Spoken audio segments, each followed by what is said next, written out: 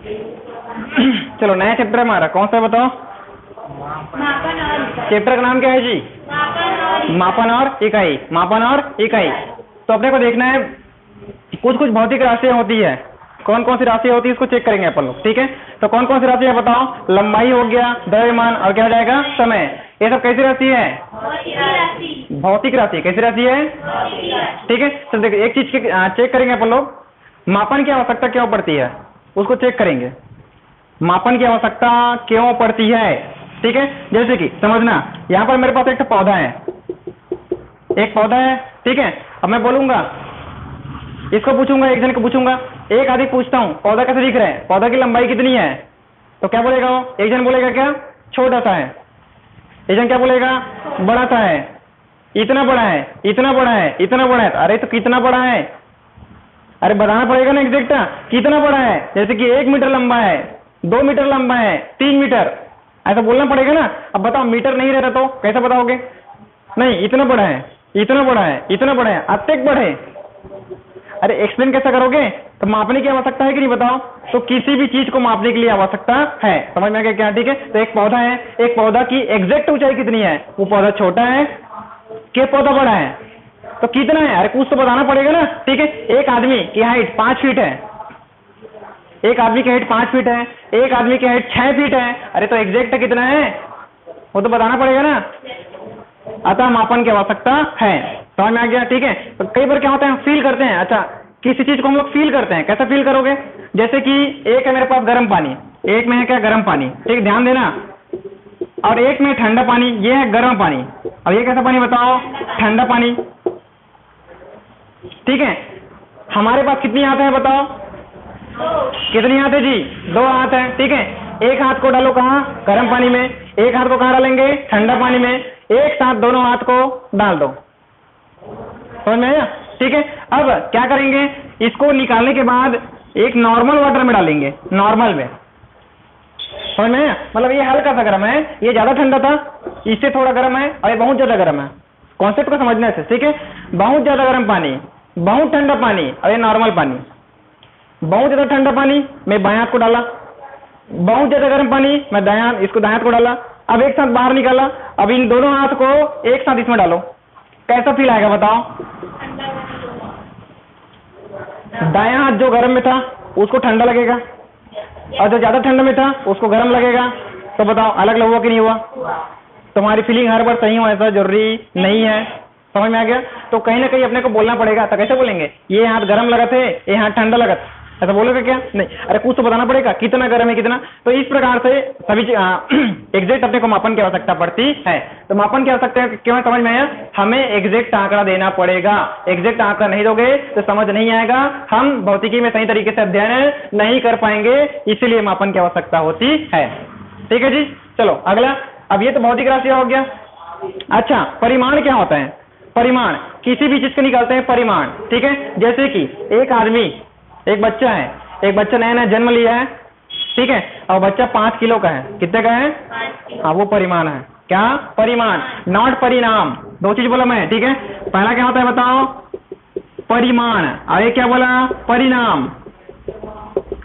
अंतर देखना इसमें। पहले क्या लिखा है बताओ? परिमाण। क्या बोला है? परिमाण। और इधर कौन लिखा है? परिणाम। परिणाम। तुम लोगों ने रात भर पढ़ाई किया, उसका क्या परिणाम हुआ? ये लाइन आएगा। समझ में? तुम लोगों ने रात भर पढ़ाई किया तो क्या परिणाम हुआ? क्या तुमको सुबह नींद आ रहा है, आंखों के पास झुर्रियां आ गई है, ये कैसा है? ये परिणाम है। रात भर पढ़ने का क्या है? परिणाम है। तो परिमाण क्या है? परिमाण क्या है? परिमाण को बोलते हैं मात्रा है, एक प्रकार की। क्या बताओ? मात्रा है। समझ में आया क्या? मात्रा का ज्ञान करना है उसको बोलते हैं परिमाण। क्या बोलेंगे? परिमाण। एग्जैक्ट मात्रा का क्या होना चाहिए? ज्ञान होना चाहिए। इसमें परिमाण में मापन किया जाता है। क्या किया जाएगा? मापन। कैसे मापन करोगे? एक आदमी 5 किलो का है, मैंने बोला भाई बच्चा कितने किलो का बताओ? 5 किलो का है। तो 5 किलो क्या है? माप रहा हूं ना, कितने का है बताओ? वो 5 किलो का है, तो हमने इसको मापा, तो वही उसका कहलाएगा परिमाण। क्या कहलाएगा? परिमाण। समझ में आया? तो 5 किलो का है, परिमाण है। एक आदमी 6 फुट का है, वो उसका परिमाण है। ठीक है? यहाँ से वहां की दूरी 10 मीटर है, वो परिमाण है। माप रहे कि नहीं माप रहे बताओ? यहाँ से वहां की दूरी को मापा, 10 मीटर है। बच्चा 5 किलो का है, वो भी परिमाण है, ठीक है। और क्या क्या बोला, हाइट कितनी की है, 6 फीट की, ये भी क्या एक प्रकार का परिमाण है, समझ में आया। तो अपने को जो रिजल्ट दिख रहा है वो सब, ये सब क्या है बोलेंगे, मतलब जहां मात्रा दिखेगा, जहां मापन होगा, जहां मापेंगे वो सब क्या बताओ, परिमाण है, समझ में आया। जहां मापने की बात आएगी वहां पर क्या आएगा, परिमाण। ये अंतर समझ में आया क्या। तो यहाँ पर परिमाण शब्द का कई बार यूज करेंगे अपन लोग, इसलिए इसको बताना जरूरी था, समझ में आया, ठीक है। चलो ये तो हो गया, ये भी एग्जाम्पल हो गया, ठीक है। अगला अब हमको पढ़ना है क्या, मूल राशियां। क्या क्या पढ़ेंगे, मूल राशियां क्या होती है समझना है, एकदम इजी है।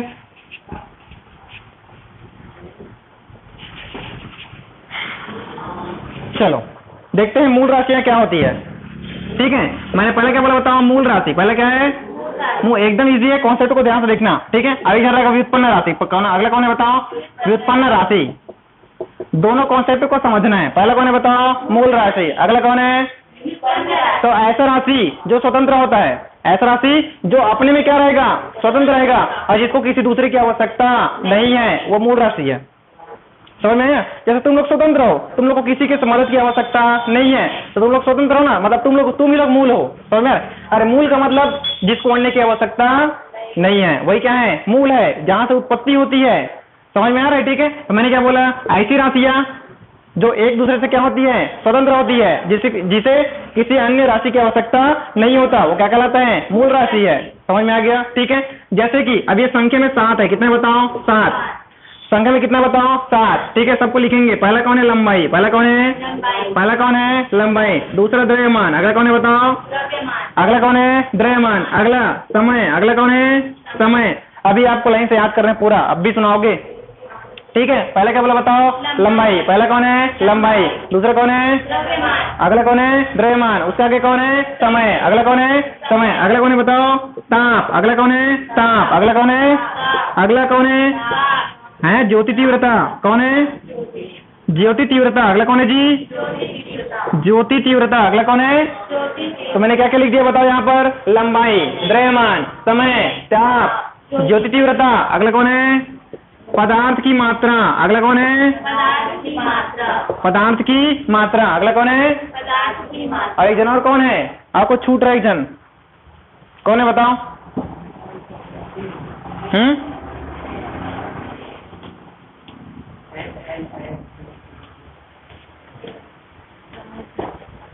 एक जन कौन है जी, नहीं दिख रहा है, 7 तो दिखा कहीं। मूल मात्रा कितने होते हैं बताओ, 7, कितने होते हैं, 7, कितना हो गया इधर, 6 कौन कौन सा है बताओ, फिर से याद कर लो। अभी पहला कौन है, लंबाई, दूसरा कौन है, अगला, अगला, अगला, अगला, और ठीक है। अगला एक जन बच गया ना, ठीक है। यह विद्युत धारा, अगला कौन रहेगा, 7वां नंबर विद्युत धारा, कौन है जी, विद्युत धारा। चलो याद हो गया क्या, अभी फिलहाल याद कर लो। पहला कौन है बताओ, लंबाई, अगला कौन है, द्रव्यमान, अगला कौन है, समय, अगला कौन है, ताप, अगला, अगला, अगला कौन है, एक, ये सब कौन सी राशि है बताओ, मूल राशि। तो मैंने मूल राशि क्या होता बोला, ऐसी राशियां जो एक दूसरे से स्वतंत्र होती है, ऐसी राशियां जो एक दूसरे से क्या होती हैं, स्वतंत्र होती है, उसी को बोलते हैं क्या, मूल राशियां। क्या बोलेंगे, मूल राशियां। यहाँ तक कोई दिक्कत, ठीक है। अगला, अगला कौन है बताओ, व्युत्पन्न राशि, अगला कौन है, जिसको मूल राशि से उत्पन्न करेंगे उसको बोलते हैं उत्पन्न राशि। ये मूल राशि है, ये कौन सी राशि बताओ, मूल राशि। इनसे नया प्रोडक्ट बनाएंगे, तो जो बनेगा प्रोडक्ट है उसको बोलेंगे क्या, व्युत्पन्न राशि। अब कुछ है नहीं इसमें, समझ में क्या बोला। तो ऐसी राशियां जो मूल राशि से उत्पन्न होती है व्युत्पन्न राशि कहलाती है। हो गया याद। ऐसी राशि जो मूल राशि से क्या होगा, उत्पन्न होगा, तो उसी राशि को क्या बोलेंगे, हो गया नहीं याद। तो फिर से बोलो, क्या बोला मैंने, ये मूल राशि है, मूल राशि से हम लोग नया चीज बनाएंगे, नया प्रोडक्ट बनाएंगे, उसी को क्या बोला जाता है, व्युत्पन्न राशि। हम लोहे से क्या बना लेते हैं, लोहे से हम लोग क्या बना लेते हैं, बाइक बना लेते हैं, लोहे से हम लोग बिल्डिंग बना लेते हैं, बनता कि नहीं बनता। तो हमारे पास एक चीज था, हमने नया नया चीज बना लिया, उसी को क्या बोलेंगे, तो व्युत्पत्ति हो रहा है कि नहीं हो रहा है। तो मेरे पास कौन था, मूल राशि था, कौन था, मूल राशि। तो मूल राशि से हम नया चीज बनाएंगे, तो जो भी बनेगा तो वो क्या कहलाएगा, उत्पन्न राशि। तो ऐसी राशियां जो मूल राशियों से उत्पन्न होती है व्युत्पन्न राशि कहलाती है। ऐसी राशियां जो मूल राशि से क्या होगी, उत्पन्न होगी, क्या बोलेंगे, व्युत्पन्न राशि। क्या बोलेंगे, जैसे एग्जाम्पल क्षेत्रफल, अगला कौन है बताओ, क्षेत्रफल। तो क्षेत्रफल का सूत्र क्या होता है बताओ? लंबाई गुना चौड़ाई। होता है कि नहीं होता जी? लंबाई गुना चौड़ाई, लंबाई गुना चौड़ाई। अरे तो चौड़ाई भी तो लंबाई है क्या? चौड़ाई भी एक प्रकार की क्या है? लंबाई है, वो भी एक प्रकार की दूरी है, ठीक है। तो जाहिर से लंबाई गुना लंबाई हुआ ना, लंबाई गुना क्या हो जाएगा जी? लंबाई। अरे समझ में आया कि नहीं आया? तो लंबाई कौन है जी? मूल राशि है। लंबाई कौन है? मूल राशि। लेकिन दो जन लंबाई लेते हैं तो क्या बन जाता है? क्षेत्रफल। तो लंबाई से कौन उत्पन्न हो गया? क्षेत्रफल। तो क्षेत्रफल कौन सी राशि है? समझ आया? क्षेत्रफल कौन सी राशि है? व्युत्पन्न राशि। और लंबाई कौन सी राशि था? मूल राशि। समझ में आ गया? इसी प्रकार से हम लोग आयतन भी निकाल सकते हैं। क्या निकालेंगे? आयतन। कैसे निकालोगे बताओ? लंबाई गुना चौड़ाई गुना ऊंचाई। सूत्र होता है कि नहीं होता? तो लंबाई गुना चौड़ाई गुना ऊंचाई होता है जी, ठीक है। तो मेरे पास कितना चीज हो गया? 3 चीज। अरे भाई तो इसको मैं डायरेक्ट ऐसा लिख सकता हूँ क्या? सब जन लंबाई है तो लंबाई 3 बार आया कि नहीं आया जी? तो लंबाई की घात में 3। अब लंबाई कौन सी राशि है बताओ? तो लंबाई से कौन बन गया? तो आयतन कौन है? समझ आया? ठीक है। तो मेरे को 2 जन मिल गया, ठीक है। तो मैंने क्या बोला? एक था मेरे पास क्या? मूल राशि। और एक जन कौन है? व्युत्पन्न राशि। तो मूल राशि क्या होता है? ऐसी राशियां जो एक दूसरे से स्वतंत्र होती है, मूल राशि कहलाती है। वो क्या होते हैं? ऐसी राशियां जो मूल राशियों से व्युत्पन्न होती है, क्या कहलाता है? व्युत्पन्न राशि कहलाता है। तो लंबाई कौन सा राशि था? मूल राशि। लंबाई से क्या बन गया? क्षेत्रफल। तो क्षेत्रफल कौन सी राशि होगा? ये लंबाई कौन था फिर से? मूल राशि। और इससे क्या बन गया? आयतन। तो आयतन क्या करेगा बताओ? कोई दिक्कत? अरे समझ आया?